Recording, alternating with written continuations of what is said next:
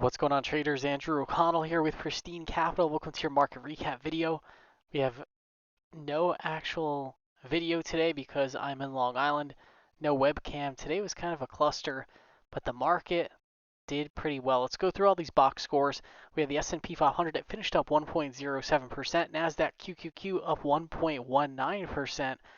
Our IWM small caps were up 1.21%. Dogs of the Dow, of course, they were a laggard, only up 0.71%. And our ARK Innovation ETF was the big leader for today, up 2.42%. Almost all these indices closed towards the upper end of their day's range. We had not a volatility contraction, though. Look at this team. We had an uptick in volatility despite the market moving higher. So that is definitely a negative divergence. And it likely has to do with the fact that we're going to have the CPI numbers coming out tomorrow. And that could, go very well for the market if it's a light number. But if we end up getting a heavier number, that's probably going to be a bit problematic. Very nice breadth across the board. Small caps at 74% advancers. We had 86.6% of volume in the market. The trend model actually flipped from a +1 reading to a +3 reading. It's super important in this market environment to have some sort of process that you're following rather than just going off gut feel. Because gut feel, every once in a while you'll have a good gut feel play, but to be honest, it's just a very difficult way to trade and invest. Here's a look at our economic data that's going to be coming out tomorrow. And of course, everyone is looking at the United States CPI data, but we also have German inflation coming out at 2 a.m. and we also have Spanish inflation coming out at 3 a.m. So I would imagine that we could see some movement in the overnight market. And what's very interesting is there's a dichotomy going on over here where European inflation is actually much worse than the inflation going on in the United States. So perhaps, let's say one of these numbers comes out poorly, comes out above the estimate, that could lead us to a down tape, when we go into the pre-market tomorrow. So anything really is possible overnight. And then later in the week, even after we get the US data, we are going to have more European inflation data as well. Let's definitely keep that in mind. Finviz Heat Map, Apple was a big winner for today. We actually had some Apple call options that we were swinging over the weekend, and we ended up closing those out for a very nice winner in today's session. Other than that, though, some pretty good strength, very nice participation across the board. Sectors, pretty much everything green, right? We only had MSOS cannabis stocks were down 4.07%. Almost every time this group looks like it could be doing okay or turning the corner, it just gets knocked right back down to reality. Energy was up 1.84%. Of course, all the ARK funds did very well. The China stocks we're up 2.22%. We are long PDD, and that gives us some exposure to these Chinese equities. Style factors. Let's see what did best today. We had high beta up 1.14%, and we had high div, low vol up 1.27% as well. But overall, some very nice strength across the board. In terms of trades, again, so let me just preface this. I got into New York pretty late last night. I'm on, 1.5 monitors. I'm on a mini monitor. And this morning, I realized I forgot my keyboard. So I was literally flying blind this morning. We had done a bunch of homework over the weekend, so we were in good shape. But I was literally trading from my cell phone on the open team. So the alerts looked a little bit different in the morning. That's just because I was literally running and gunning. And then I went to Best Buy, grabbed the keyboard. This thing is a piece of junk. And I'm probably just going to return it in a couple days. But anyway, we bought some SMCI, and we also bought some ENPH. Not really sized into these trades. Let's take a look here. Let's check it out. SMCI kind of just squatted. Didn't really do the right thing for me today. But that's okay. This one, again, it's via common shares. So we got some time, right? And you can see we're trying to get back above that 20-day simple moving average. It does look like there were some active sellers in this stock, but for right now, giving it the benefit of the doubt, the stock that does just look absolutely fantastic is ENPH. This is a leading solar company, and solar has been the #1 industry group throughout 2022. The stock has consolidated since the beginning of August, so it's been about a month and a half now, and we're really just, putting in a pretty good volatility contraction here. Look at the weekly chart. This thing looks so textbook. Look at this. So we have really nice wide base, right? Then we get to the top of the base, and then we're consolidating, and this pretty much looks like a cup and handle setup.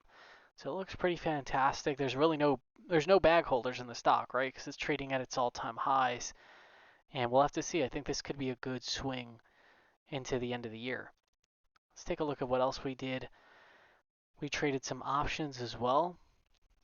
So let's dive into these right over here. And I got along a bunch of TLT. And who knows, we could end up getting hosed on this TLT position team. But there's never a dull moment. So I got long the TLT October 108 calls for 335. I also added to that position maybe like 10 minutes after. And then I got long the TLT September 16th 108 strike calls for $1, and that's more of like a binary exposure. Bonds have just been getting hammered, and I'm seeing a lot of evidence that there's a ton of short players in bonds, so I actually added to that position, and we'll see what happens. I think the CPI report tomorrow could be a good catalyst for bonds. We closed out at some SPY October 406 puts that I added on Friday, really just in case we got some sort of dip in the market. And I gotta say, this actually highlighted a potential process improvement. So when I did the weekend market analysis and I really just like dug into the market, I was like, oh my gosh, this market looks like it's ready to rip higher. But I couldn't quite see that on Friday. So I think what I'm gonna do is do like a final review on the market and do that around 2 p.m. on Friday and just look through pretty much all the stocks, go through my normal routine that I do on the weekend. But I want to do a first pass through at about 2 p.m. on Friday. Yeah, so I just took those puts off, but that's a good process improvement that I want to implement beginning this week. I closed out some of my dollar short position. We were along these UUP December 16th 30 strike puts. Closes out for $1.24. I'd paid 90 cents down to a runner size position there. And then, of course, closed out our Apple November 18th 155 calls. We closed those out for $14.45. We had paid $8.55 for those. That was, not quite a double, pretty close, and could keep going. And I think that's highly likely if we get a nice CPI number. But it was just tough not to lock that in. That was literally like a 2-day move, and a very nice percentage return there. So I had to book that. All right, let's take a look at these indices. Let's just see where we are before we leave you off. We're going to keep this one nice, short, and sweet for today. So I think this is the main nuance for the S&P 500. We are overbought while also, we're overbought on the short-term time frame, but on the weekly chart, we are nowhere near overbought. So look at this. Our 5-day EMA is all the way down below at about 40.80. So think about that. If we got to pull back to that 5 EMA, that could be painful, right? That's almost like, 1.5% drop from here. So it is pretty important to just keep that in mind in terms of trying to chase the market at these levels. That said, however, we're above the 20-day SMA. We moved up on high relative volume. And if you zoom out to the weekly chart, on the weekly chart, let's see if my thinkorswim just decides to quit on me here. Oh, here we go. On the weekly chart, are we overbought? No, not by any stretch of the imagination. We hit a capitulation low in June, and now it does appear that we've made a higher low. So there's nothing wrong with that at all. And keep in mind, this level is very important, this yearly point of control at 41.84.25. That's a potential area where maybe the market gets stuck. Maybe we need to consolidate. But I think that's really that's the thing. If we get a nice pop tomorrow on CPI, I probably will be selling some of that into strength, because at the very least, we're not just going to keep going up like 1% a day. I think at some point we're going to get either a little pullback or a little bit of a consolidation. And if you're in, too heavily in short-term options, sideways consolidation could really hurt you. So that's why I'm primarily in stock now rather than options, because hey, if the market decides to go sideways, I want to make sure that I can just hang with the market, be patient, and participate if we get another leg higher. Let's take a quick look at TLT, and we'll leave off here.